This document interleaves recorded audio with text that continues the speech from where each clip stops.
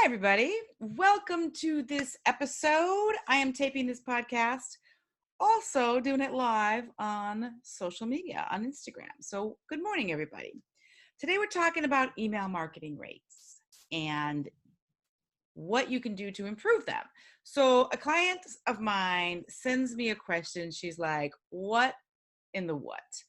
How do I improve my email open rates? Things are not going great. I'm not sure why people aren't opening my emails. What am I doing wrong? So I'm assuming when she's saying, I want to help with my email open rates, she also kind of means the reason that I want to, the reason that I want to have my open rates better is because I want to sell stuff, right? And so ultimately, we all want sales. Getting them to open your emails is one of the first steps to getting more sales. So let me dive into this a little bit and give you some help here, okay? So there are three things that you really want to think about when you are thinking about being successful with email and getting good open rates, good click-through rates, and sales. First, you have to get them to open the email, right? So they see that it comes through, they need to open the sucker. Then they need to click a link in the email and go to your site in order to be able to purchase, right? And then they need to convert. They need to actually complete the purchase and make a purchase. So it's at least a 3-step process to getting sales via email: open, click, and then buy. And why even worry about email at all? Because most of you guys, and hi everybody who's on live, how are you? Most of you guys are down with understanding that having an email list is important, but some people aren't, or maybe you're not as aware as I think you should and could be about the value of a highly engaged email list. So let's talk about it, right? So according to Jeff Walker, an email list is at least 20 times more powerful than a Facebook list or Instagram list. If you ask me, I'm going to add that in. That's not his words. Jeff Walker is the creator of Product Launch Formula, and then overall, it's just like amazing marketing guru. So in other words, an email list of 1,000 people will outperform a Facebook following of 20,000 people. I'm going to say 100% true with Instagram as well. All right. So email list subscribers are the most highly engaged followers that you can have. Okay. Why have a list at all? Let's just do a little math, a little internet math here. So if, let's say you have a list, small list, 300 people, you send an offer to buy something. Let's say it's a $50 product.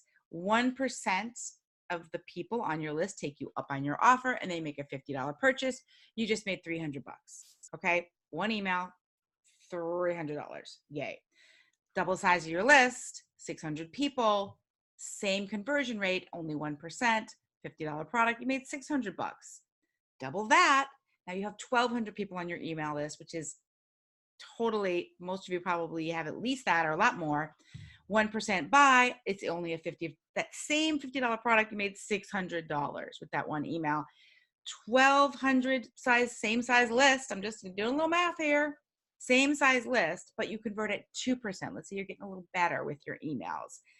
Same product, $50, $1,200 from that one email. But how is it that you get them to open and click and buy, right? So this episode is really about how do we get them to open. So let me focus on that.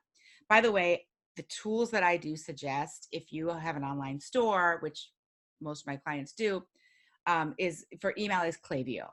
Klaviyo. I'm a huge fan. Disclaimer, I am an affiliate. I'm only an affiliate for 2 things in my life, which is Klaviyo and Shopify. And if I ever decide not to have my own business, I'm going to go work for one of those two companies because I love them so much. So I have an affiliate link. I'll just put it out there because why not? It's a bit.ly, bit.ly/Klaviyo, JH, K with a capital K, Klaviyo, capital J, capital H. Okay, so Klaviyo is freaking the bomb, all right? Yes, my kids are making fun of me because I just said the bomb, whatever. Okay, an engaged email list is gold, you guys. You've probably heard like, gurus and people say like having a great email list is like going to the ATM. You send out something, you always make money. But the truth is that is really kind of true. It really is. When I sold my apparel company, when I had a clothing line and a boutique, my list was worth $1 per name. Okay. Because you're monetizing, email lists get monetized. And if they're not, then like this client today, she's having trouble just getting them to open, then there's something wrong, right? Email can and should account for, if you have an e-commerce store, an online shop, at least 30% of your sales. And so if it's not, I really want you to think about that and think about what are you going to do to make that happen. All right. So let's start with, the fact that most people are using email all wrong. Email still has the highest return on investment of any marketing channel, you guys, across the board. The highest return on investment of any marketing channel. So when people say, well, what should I focus on? I'm like, build your list. You got to be building your list. Those of you listening live, tell me, are you building your list? Is this a priority for you? Because if you're not actively working on building your list with intention to then sell to these people, you cray. That's all I can say. You cray, because it just works, and it still works, and it's been the best ROI of any marketing activity, I shouldn't say strategy, for the last 10 years. Now, text messaging is coming on strong. The open rates are amazing. The click-through rates, the conversion rates, they're all amazing. But it costs a lot more to execute a text strategy. If you send, for most of you guys have products, you are sending images, and sending text messages, multimedia images in text costs a lot more. So, for example, one of my clients, she has a list. I'm not positive the size. I can't remember. It's like 9,000 or 8,000 or something like that. She uses Klaviyo, and it costs her about $120 per month. Okay. And when she sends text messages, the list is much smaller. It's maybe 1,000 people. It converts great, but if she's sending a few of these a month and really like using text SMS as a strategy, it's costing her between $200 and $400 a month. So looking at the big picture, email is still totally rocking. Okay. Okay. So let's start with the basic things that you can do and my client can do to increase the open rates. All right. Number one, how fresh is your list? If it's people who've been on there for 4 or 5 years, your email rates are naturally going to go down. The fresher the people are on your list, the more engaged they're going to be. So I would suggest simple thing, scrub your list. You're going to feel better because you're going to be like, oh, my open rates went up because all that dead weight is gone. And the way to scrub your list, and everybody's different. I use Kartra for my business. I don't suggest that for you guys because most of you sell physical products online, but I love it. And the way you do it there is you just look for level of engagement. And if no one has engaged, if they haven't opened any emails in the last 180 days, they're gone. Okay. There's a lot of things you can do in addition to that, but that's a really good way to start. All right. So scrub your list. Next, think about who's on that list. Where did those names come from? Let's assume they opted in, and let's assume you haven't changed your business model. But if you started out selling like children's clothes and now you've pivoted to selling like men's shoes or something, your list is just, it was a bait and switch kind of thing. Not intentional. You didn't do it rude or anything, but really think about that, because who are these people? Maybe your open rates are low because you're going after a different customer, a different clientele than you used to. Perfect example for my own business is when I first started, and for many, many years, I've really focused on startups and people starting a clothing or accessories line. And now I'm focused on people who, any kind of product they sell, but a physical product, usually like in a Shopify store, and they want to increase their online sales. So if people join because they wanted like specific fashion startup, and now they're getting marketing tips and sort of with the assumption that you're a little farther along, they're not going to be that engaged because I have changed my direction. Okay. So in that case, you want to think about if you want to scrub those people and start attracting your new clientele. One thing, like one of my clients, legit, you guys, people just, I don't know, sometimes you can't see the picture when you're in the frame. She was reaching out to a lot of people on LinkedIn from her former, corporate career, saying, hey guys, do you want to be on my list? This is what I'm doing now. Do you want to be on my list? And these are all her former colleagues and stuff, and the people involved in like her engineering career, right? And what she's selling now does not have anything to do with that.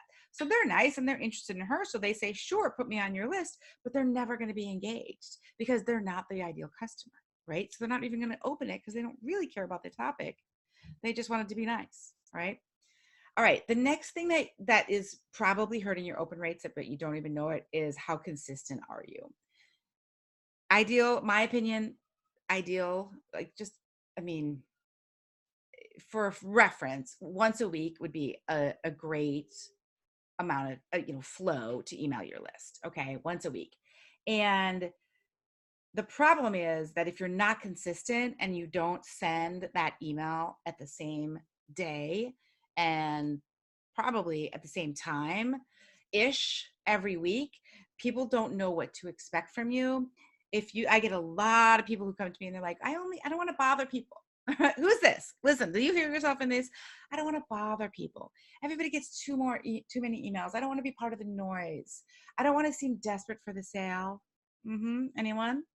I don't want to come off as too salesy. So I only email when I have something, coming up. So then a lot of you guys are emailing like once every 2 months or something, or less, or once a month when you just have an event that's local, and that's just not going to cut it because people want to know, they want to see that you're consistent. They want to understand that you're in the game. And if you only email once in a while, yes, they signed up, but they forget about you. Okay. And then it actually will decrease your open rates because they're not hearing from you often enough to care. You'll get more spam reports. You'll get lower open rates for sure. You'll get more unsubscribes if you send occasional emails. Okay. All right. So timing. People say, why are my open rates not good? What's the best time to send it? Honestly, oops, sorry about that, guys. Ignore that. I think you guys are way too focused on that. The truth is you just need emails that engage people and they will open them. Now, if you look at stats and stuff, they'll say, oh, you should send Tuesday mornings, whatever. Fine, then just do that if you really want to know. And you can try different things, but I don't think that is that important compared to just making your emails super compelling, which we're going to talk about in a minute. Okay. The other thing that could be the reason that your email open rates are low is that they could just be too salesy. Like you're always just saying buy, buy, buy, like a DSW does, right? Or like a constant, like 40% off, like J. Crew or whatever. And they're huge companies. They're going to get, their 0.05 or their 1%, even if they do that. But we can't do that as small companies. We're not going to be able to get away with that at all. It doesn't work. Or gasp, your emails could be boring. They could be boring people and they're just not interested, right? So if you want to increase your open rates and ultimately make more money, I want you to think about it. Think about the big picture of your business. We want to go after the customer, not the quick sale or the one-off sale. I mean, it's great if someone will buy one necklace from you, but don't you want them to come back and buy for every birthday and every gift they give? So if you look at the long-term strategy of acquiring a customer, if you want to sell, stop trying to sell. I know. When it comes to emails, let's go opposite on it here, okay? If you want to get them to open, you got to treat them like a friend. If you want to get them to open, you got to think about how you even think about emails, right? I like this quote from Andrea Mignolo. I'm going to murder her name, but she says, I want to do business with a company that treats emailing me as a privilege, not a transaction. Think about that. When you woke up this morning, you're like, ooh, beautiful day. It actually is gorgeous in Chicago today as I'm taping this. Did you wake up and say, today I'm going to work out. I'm going to bring the kids to school and I can't wait to get on a few new emails. I'm going to get on a few more email lists today. No, nobody's super psyched to subscribe to your email list, right? It's not like they want to do it. So we have to really give them a reason and we have to treat them as if they are our buddy and not somebody to just blast emails to, okay? So a quick test to see if your emails are like too salesy or too marketing speak is I want you to take a look at the fact past few emails you've sent and ask, count the number of times you mention your company name. Okay. And count the number of times you say I or we or my. Okay. Are you only talking about yourself? Are you not offering value to them? Are you only talking about features of your products and not benefits? Right. So like if it has a triple stitch hem for your workout clothes, then what do I care about that? Right. I don't even know what that is if I'm a customer. Right. The benefit is that you can do any move and this will never stretch out and it'll never, rip or tear or anything like that. Okay. Okay. So an example also of really the difference between features and benefits comes from a client of mine in Arizona. And she made this quick video and it's super cute. And it's like, oh, I have this new shrug. It's adorable. This is how you do it. And I was like, I'm not interested in a shrug. That's nice. I don't wear shrugs. Who cares? And then she said, this is Laura Tanzer, by the way. Check her out. Her stuff is great. Tanzer. Then she said, um, in the email, it said, I keep one in the car because in the hot Arizona sun, I don't want to get too much sun on my skin. And I just pop it on when I get in the car and I'm driving. And I was like, boom, sold. I'm a redhead. I can't get sun on my skin. I'm not normally going to wear a shrug, but she gave me a reason to buy it. She gave me some education and information about how to wear that sucker. Okay. Really, really good. Quote from Matt Bloomberg, reaching the inbox isn't the goal. Engaging people is. And that is just the truth. So I want you to think about when you're sending emails, who's on the other side of that? All right. You're serving these people. This is your following. This is your audience. Yes, they're customers, but they're one by one regular old people on the other side of that email, right? So I want you to think about being of service, helping them. How can you help them look or feel better or improve their day in some little small way, right? And build that relationship. And so if you're sending emails that are building relationships in addition to selling, right? And I'll explain how they don't have to be at the same time. You then if you're sending value emails, you have earned the right to send a sales email, right? If they're opening them because they enjoy whatever you're doing or your funny cat videos or your how to wear a scarf or whatever it is that you're doing, and then sometimes you say, yo, this is new, buy it now or it'll be gone, they're going to open and they're going to know you, like you, trust you, and be much more likely to want to click and buy. Okay. The other thing you want to think about is, writing those emails just towards one human, one real person on the other side. Think about even how you discuss your email with your team internally in your business, right? Do you say, oh, we have to send an email blast? Ew. I think about that, an email blast, like nobody wants to be blasted, right? I just think of a hose like going, like blasting me, like, no, don't blast me. I would never use that term again. I just say I'm sending an email to my entire list or my super list or all of my awesome community, like whatever you want to say. It's to everybody, but they're just one person by one person by one person. So again, you're choosing your ideal customer, a real human that you know her name.